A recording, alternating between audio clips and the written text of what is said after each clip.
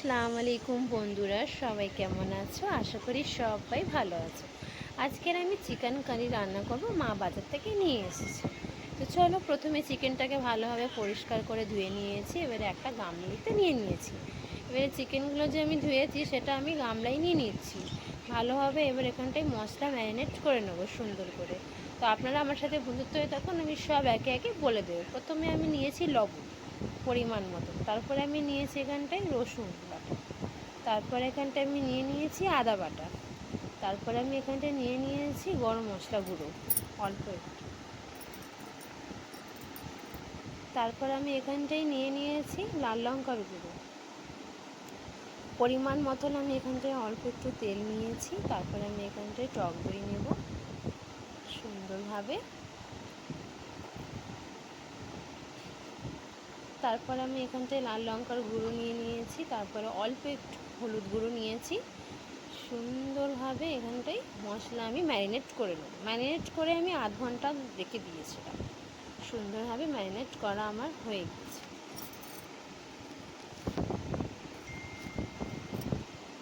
তো আশা করি সবাই আমার এইটুকুনি ভিডিওটা ভালোভাবেই বুঝতে পেরেছো। খুবই সুন্দর একটা রেসিপি চিকেন কারি। তো ভালোভাবে মশলা মাখা হয়ে গিয়েছিল। তো এবারে আমি এটাকে ঢাকনা দিয়ে চেপে দেব। তো আমি কড়াতে তেল নিয়ে নিয়েছি, রিফাইন অয়েল।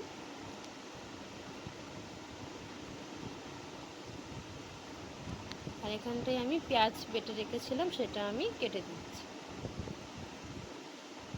পেঁয়াজ দিয়ে দিয়েছি, আমার তেল গরম হয়ে গিয়েছিলো। আমি পেঁয়াজ দিয়ে দিলাম একে একে। পেঁয়াজটা একটু ব্রাউনি ব্রাউনি হয়ে গেলে আমি চিকেনগুলো সব একে একে দিয়ে দেবো।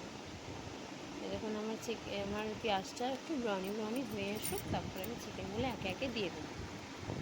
আমার চ্যানেলে যারা নতুন আছে তারা আমাকে অবশ্যই সাবস্ক্রাইব করে দেবে। এই দেখুন, তারপরে আমার পেঁয়াজটা অনেকটা ব্রাউনি ব্রাউনি হয়ে এসেছিলো। তো আমি এখানে একে একে চিকেনগুলো সব দিয়ে দিচ্ছি।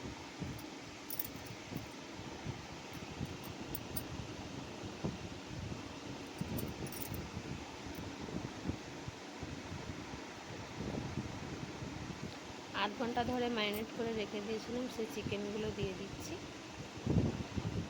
তারপরে এখানটায় ভালো করে চিকেনটা নড়াচড়া করে অল্প একটু জল দিয়ে ঢেকে দেব।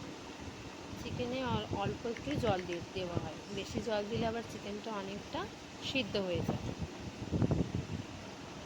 ভালো করে নড়াচড়া করে, তো এখানটায় আমার ভালোভাবে সব কিছু হয়ে গেছে। তো আমি এখানটায় বললাম অল্প একটু জল দিয়ে দেবো।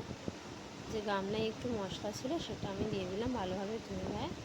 তারপরে আমি এখানটায় ঢাকনা চেপে দেবো, বেশি না 20 মিনিটের জন্য।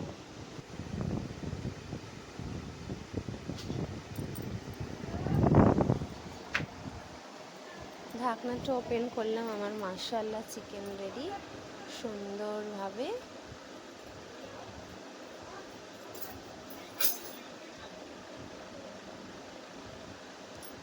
ভালোভাবে কষা হয়ে গেছে, আর অল্প একটু জল দিয়ে নড়াচড়া করে নেব। সুন্দরভাবে কষানো হয়ে গেছে। তারপরে আমি এখানটায় গরম মশলা দিয়ে দেবো অল্প একটু।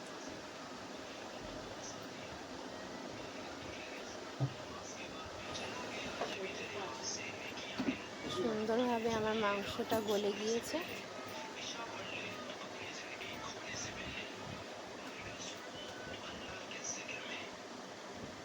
এখন গরম মশলার গুঁড়ো দিয়ে দিচ্ছি আর অল্প একটু ঘি দিয়ে দিচ্ছি। মাশাআল্লাহ, আমার মাংস রান্না রেডি। আশা করি সবাইকে আমার এই ভিডিওটা খুব ভালো লাগে। সবাইকে থ্যাংক ইউ।